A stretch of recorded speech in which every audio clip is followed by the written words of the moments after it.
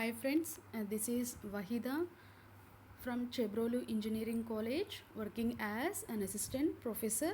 In previous topics we learned about what is architecture and what is organization. And in second lecture we learned about different types of computer. Totally we are having 6 types of computers. Okay, and next in today lecture, in third lecture, we are going to learn about functional units. Okay, what are the main functional units of a computer system? Okay, the main functional units are IO unit, means input and output unit, and second one is memory, and third one is CPU.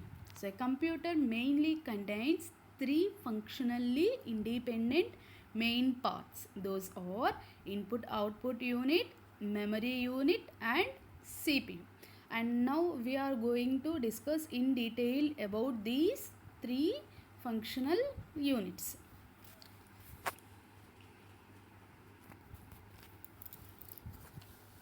See, this is the basic functional unit of a computer. Okay, so here first the input unit.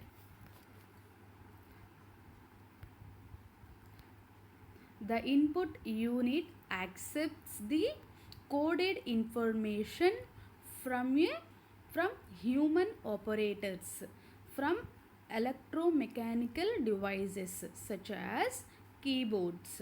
Okay, so this input unit which accepts the coded information from human operators or from electromechanical devices such as keyboard. Okay, so keyboard is the one of the input device.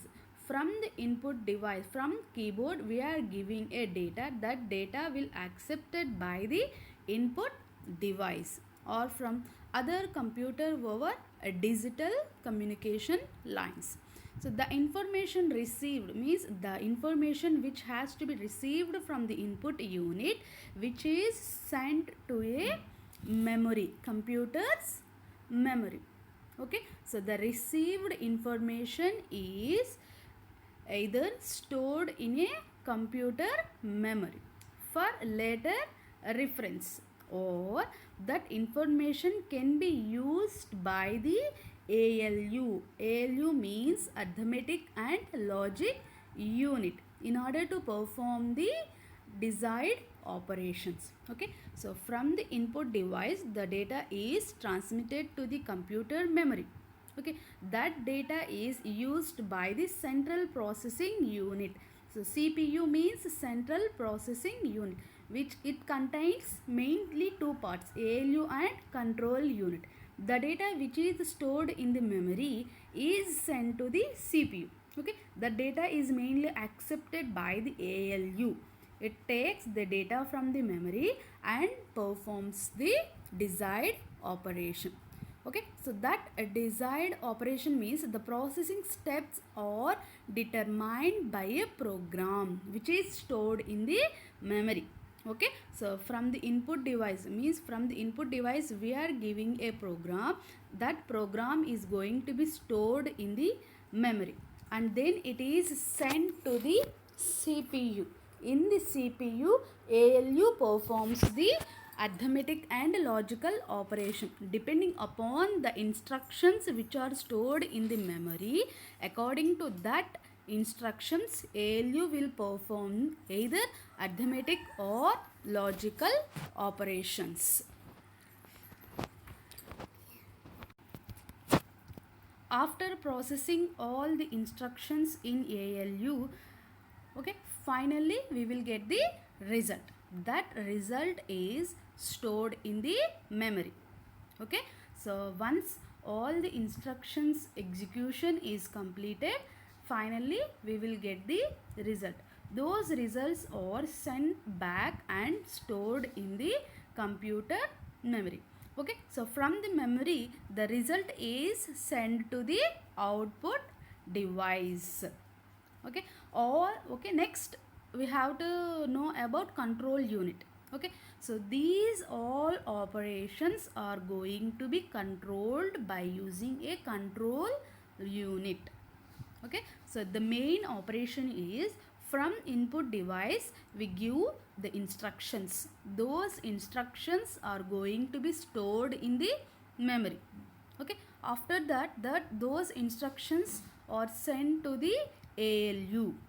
Okay, ALU will perform either arithmetic or logical operations depending on the instructions.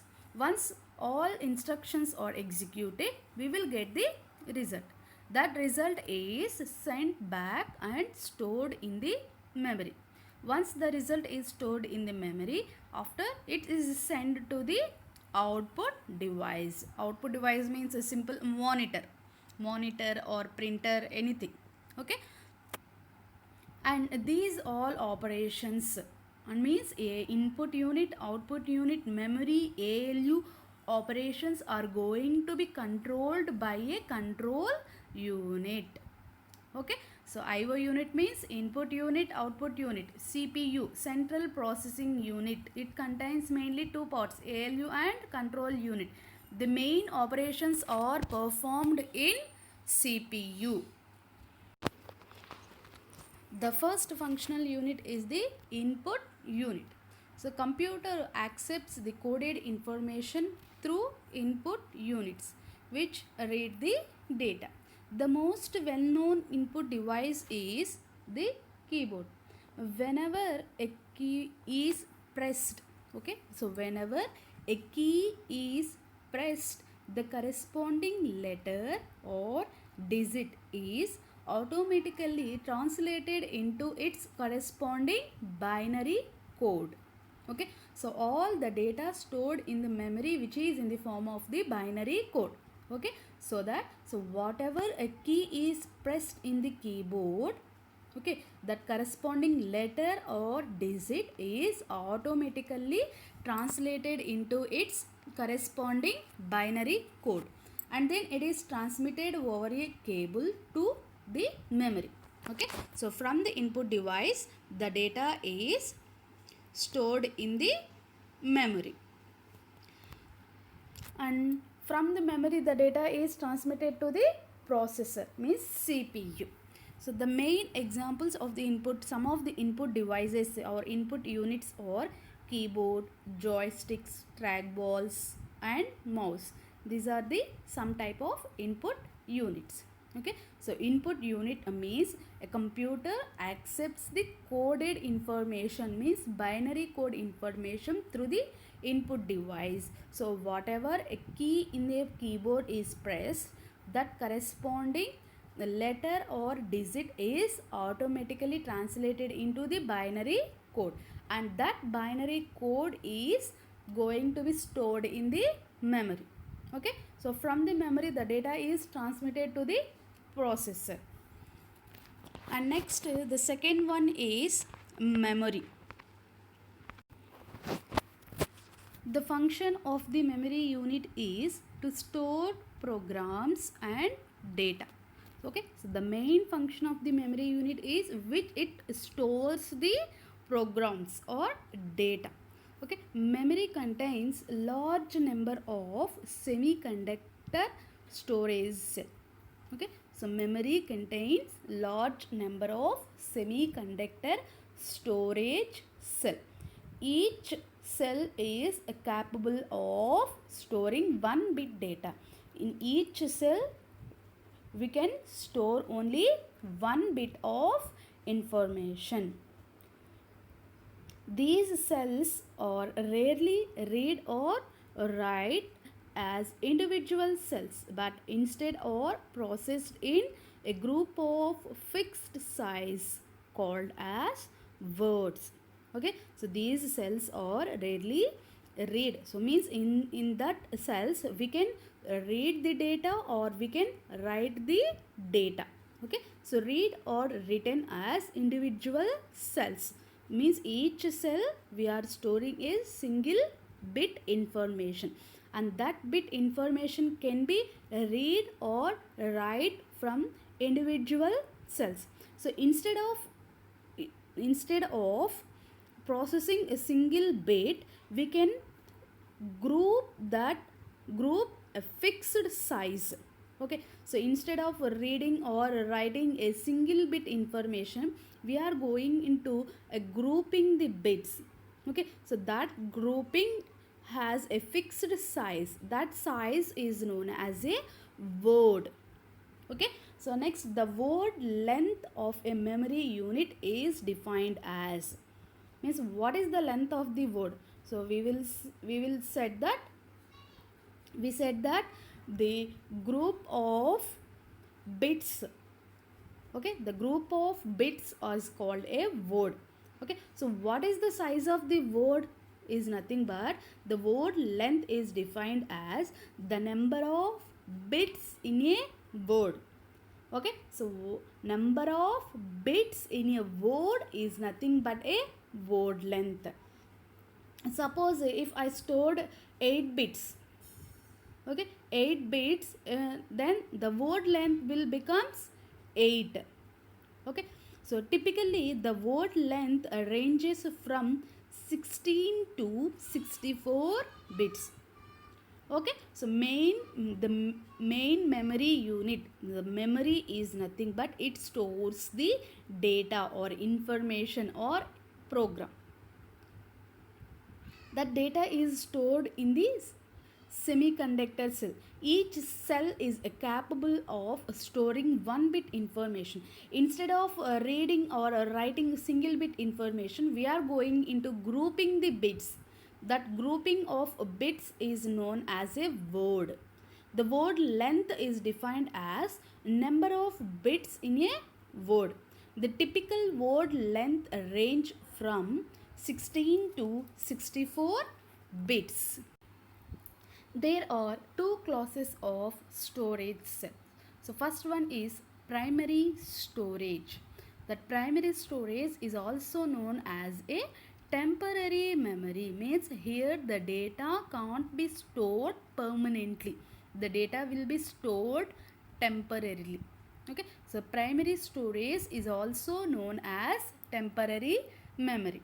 It is essential to be able to access any word location in a memory as quickly as possible. So in memory we are having semiconductor storage cell. Each cell has its unique address. Okay, so memory has different semiconductor cells. In that cells only we are going to store the information. Okay, so each cell has its own unique address.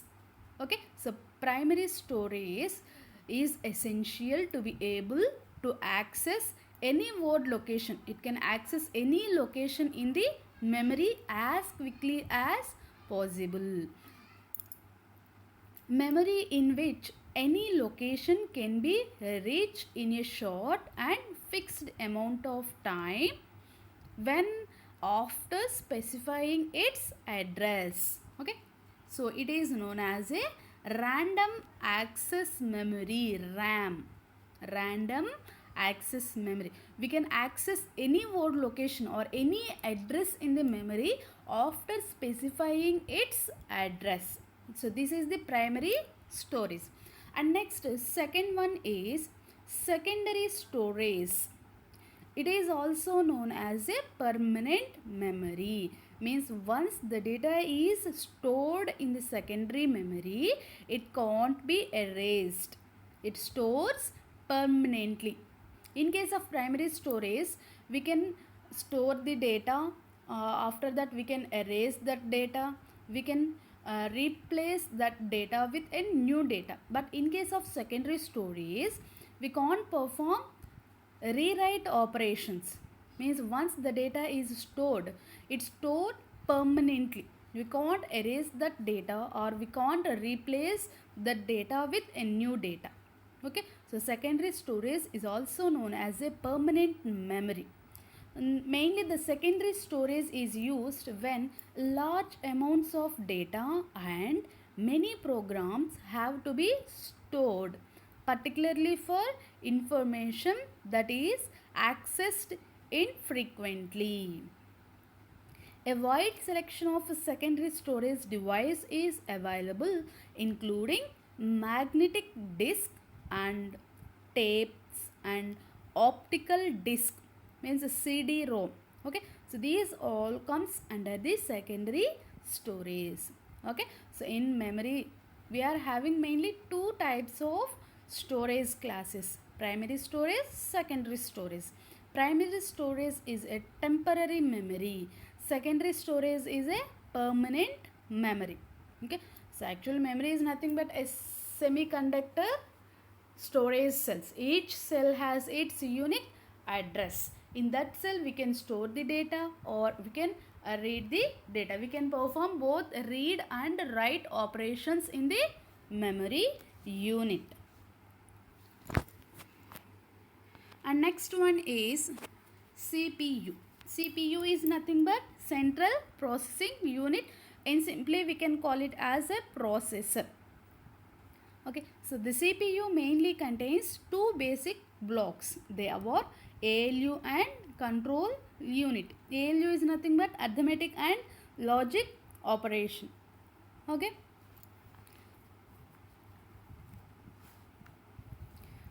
So any arithmetic or logical operations, for example, like multiplications, division, comparison of numbers, or addition, they are going to be initiated by bringing the required operands into the processor.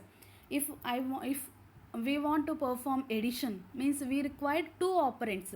Okay, first we have to send those operands from input device to memory and then memory to the processor. Within the processor, ALU will accept those operands and perform the required operation according to the instruction. Suppose if I written add a comma b. So add is nothing but a operation. It is a opcode. Add. And a comma b. A and b are the operands. Okay. So the processor will takes the operands a and b, means a and b are the memory. Okay, address of the memory. So the data which is stored in the a location and the data which is stored in the b location, both are going to be accepted by the processor and it performs the operation addition.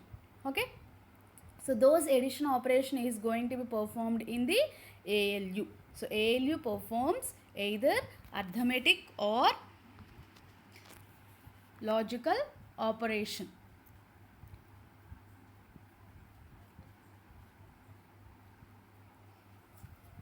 So depending upon the opcodes, it performs either arithmetic or logical operation. And next one is control unit. So the main operations are performed within the ALU. So from the input device, the data is transmitted and stored in the memory. So from the memory, the data is or the instructions are going to be sent to the processor. Within the processor, ALU will accept the operands and depending upon the opcode or depending upon the instructions, it will perform either arithmetic or logical operation. So the main operation is performed within the ALU. And next one is control unit. The memory, arithmetic and logic and input and output units. Store means memory will perform storage operation and process the information. So arithmetic and logical unit will perform the process the information. Okay, and perform input and output operations. Okay, so the memory, arithmetic and input and output units will perform storage, processing information and perform the input and output operations. Okay, these all operations must be coordinated in some way. This operation is performed by the control unit. Okay, so all the operations performed by the memory, arithmetic and logic unit, means ALU, input device, output device, these all devices operations are going to be controlled by using a control unit which is present within the CPU. Okay, so the control unit generates the timing signals that governs, that transfers or generated by the control circuits. So control unit contains a control circuits. That control circuit will generates a timing signal. So depending on that timing signal, okay, or that timing signals will determine when a given action is take place. The data transfer between processor and memory are also controlled by the control unit through timing signals. So all these operations are going to be controlled by a timing signals which is generated by a control circuit which is present in the control unit. So this is nothing but a control unit. And next one is output unit. Okay, so from the input unit the data is stored in the memory, and then it is those instructions are transmitted to the processor. ALU will take those operands, and according to that instructions it performs either arithmetic or logical operation. After the operation is completed, the result is going to be sent to the output unit. Okay, so here the output unit is a counterpart of the input unit. Its function is to send the processed result to the outside world, means it just display the result. Okay, so once the ALU operation is completed, the result is going to be stored in the memory. From the memory, the output is sent to the output unit. The most familiar example of the output unit is printer. Okay, some units such as graphic display. Okay, graphic displays provide both an output function and an input function. It can work as an output function and also an input function. The dual role of such units is the reason for using a single name IO unit. So actually input unit is separate and output unit is a separate. Okay, but we are taking a single name IO unit. Why? Because some of the units like a graphic display, it can work either input or output. Depending upon the function, it can be used either input device or output device. So means it performing a dual role or dual operation. Okay, so for this reason we are taking a single name IO unit in many of the cases. Okay, so this is the functional units. So mainly we are having three types of functional units.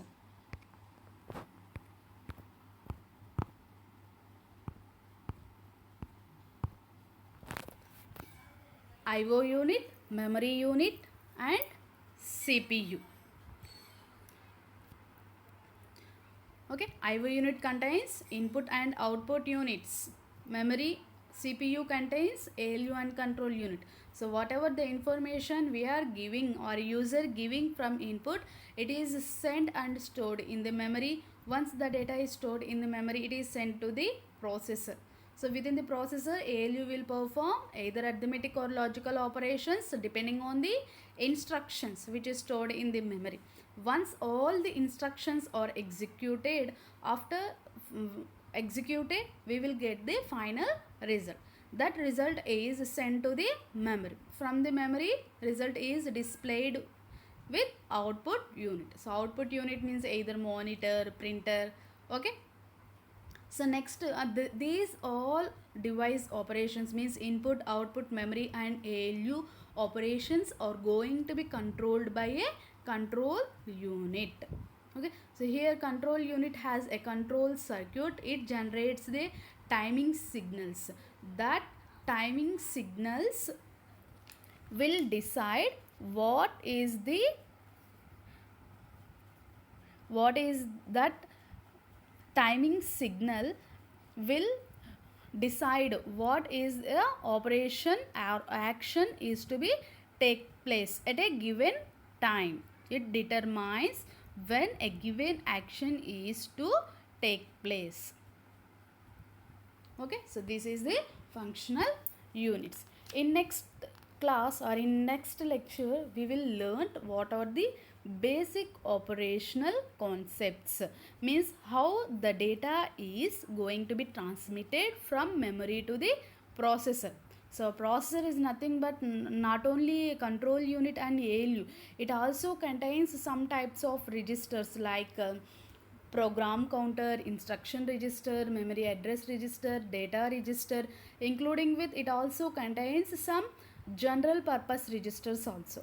Okay, so CPU or a processor is nothing but a ALU and control unit.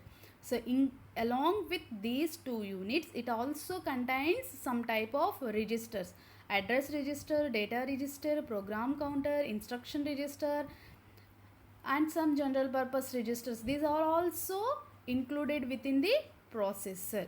So in next lecture, we will discuss how the data is transmitted in between memory and processor. Okay, thank you.